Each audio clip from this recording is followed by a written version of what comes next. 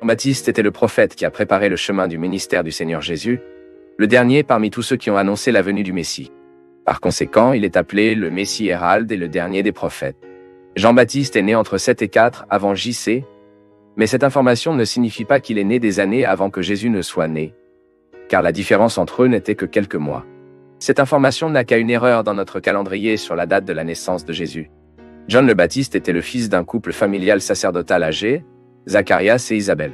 Sa mère était une épingle de Marie, la mère de Jésus. Le terme grec utilisé pour décrire la parenté entre Isabelle et Marie signifie un parent de sang ou de la même famille. Mais en dépit d'être un très grand terme, la plupart des chercheurs pensent que les deux étaient des cousins. Si cela est correct, Jean-Baptiste et Jésus étaient des cousins et du secondaire. Et dans cette vidéo, vous comprendrez tout ce que la Bible dit sur qui était John Baptiste.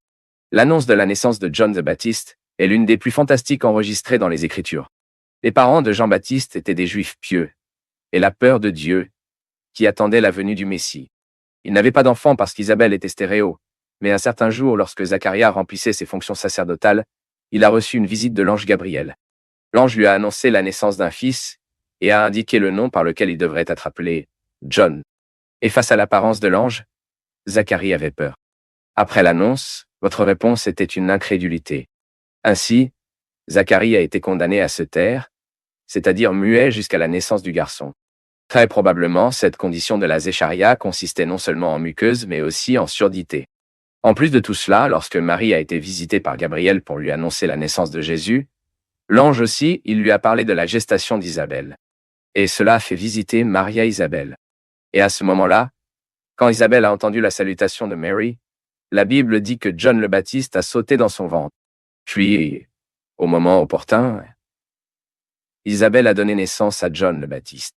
Lors de la cérémonie de choix du nom du garçon, Zacharia, son père, a récupéré sa voix. Initialement, les gens appelaient le garçon de Zacharia, mais le nom qui devrait être donné était John. Tous ces événements ont fait craindre le peuple, de sorte que dans toutes les montagnes de la Judée aient été divulguées les choses qui se produisaient en relation avec la naissance de Jean-Baptiste. Donc, tout le monde se demandait qui serait ce garçon. La Bible dit que Jean-Baptiste a grandi dans le désert de la Judée et a reçu l'appel pour exercer son ministère prophétique.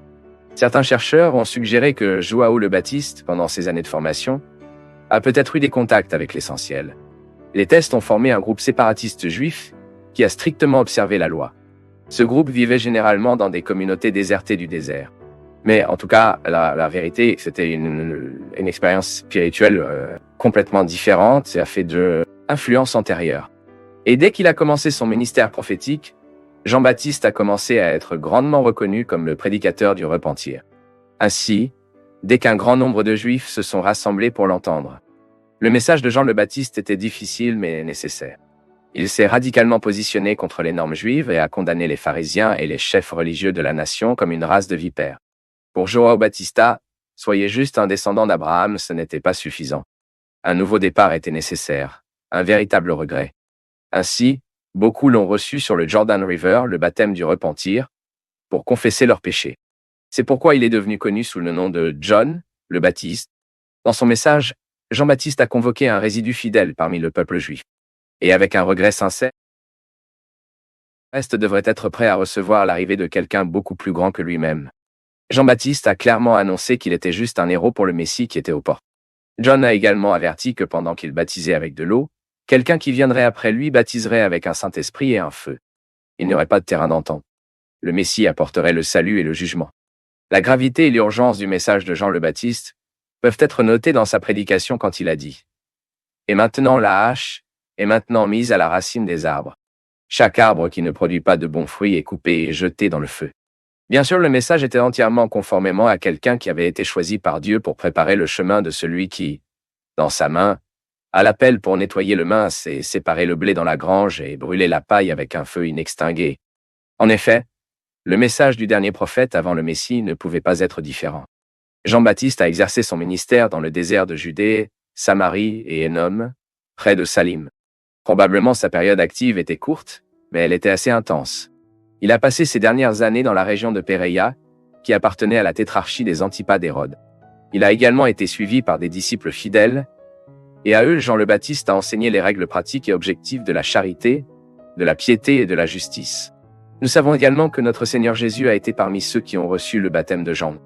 Et John le Baptiste a même esquissé une certaine réticence parce qu'il se considérait comme indigne d'accomplir cette noble tâche. Et dans l'occasion du baptême de Jésus, Jean-Baptiste a clairement reconnu que c'était lui qui était annoncé dans sa prédication. Et c'était le même moment que, surnaturellement, le Saint-Esprit est descendu sur Jésus et a entendu une voix du ciel en disant « Tu es mon fils bien-aimé que j'achète ». La personnalité de Jean-Baptiste a toujours été quelque chose qui a suscité la curiosité des gens. Il est vrai que les évangiles fournissent peu d'informations personnelles à ce sujet. Cependant, par le petit qui est dit, nous pouvons supposer que John le Baptiste avait une personnalité forte et vigoureuse, quelque chose de compatible avec le caractère même du message qu'il a proclamé. La Bible dit que John le Baptiste habillait d'une manière assez simple. Il portait des vêtements en cheveux chameaux et portait également une ceinture en cuir autour de ses reins. Dans Matthieu chapitre 11, verset 8, le Seigneur Jésus lui-même a mentionné le fait que Jean-Baptiste ne portait pas de beaux vêtements. John avait toujours des restrictions de type nazi, comme l'interdiction de toucher une boisson forte.